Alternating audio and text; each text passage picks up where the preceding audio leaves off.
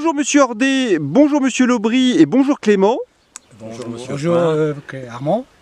Les ruisseaux des jardins du prolétaire sont complètement à sec pour ainsi dire.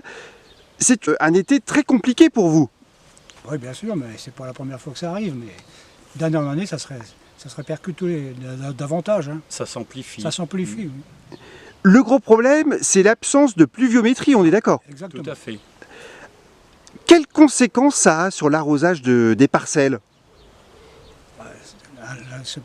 Là, ça pousse beaucoup moins vite, mais par contre, la plante par elle-même, elle arrive à se nourrir quand même.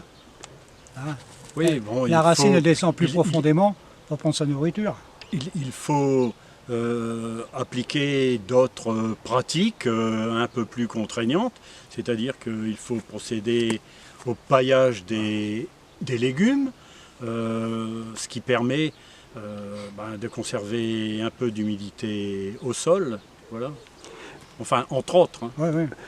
Le paillage permet de contrecarrer justement la sécheresse, l'absence d'eau, ou c'est une bonne solution ou ce n'est pas suffisant? Le paillage permet principalement de maintenir l'humidité du sol, voilà. Entre la paille et la terre, qui permet de maintenir une humidité constante pour les plantes. Après, ça ne règle pas complètement le problème, mais c'est une bonne solution qui reste viable quand même, quoi. Le réchauffement climatique, vous l'expérimentez ici, ça devient une réalité cruciale. Les phénomènes de sécheresse, normalement, devraient s'aggraver.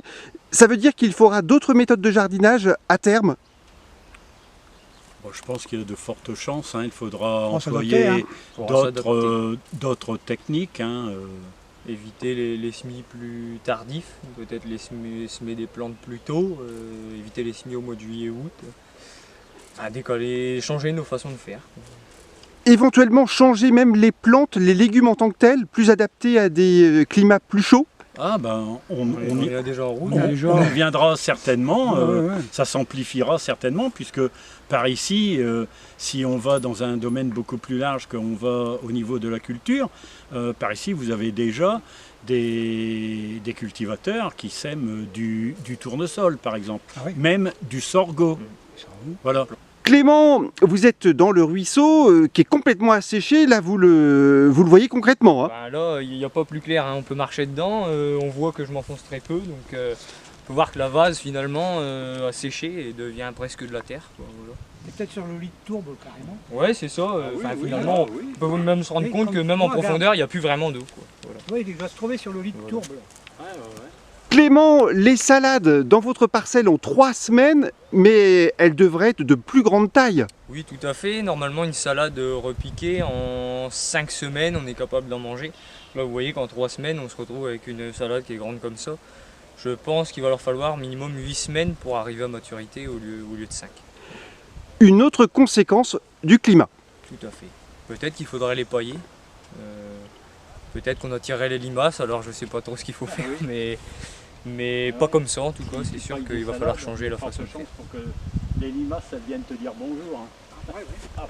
Ce sont des fleurs que l'on a repiquées. Il n'y a que les bleuets, le peu de bleuets qu'il y a qui ont survécu. Tu as 2-3 cosmos qu'on levé là.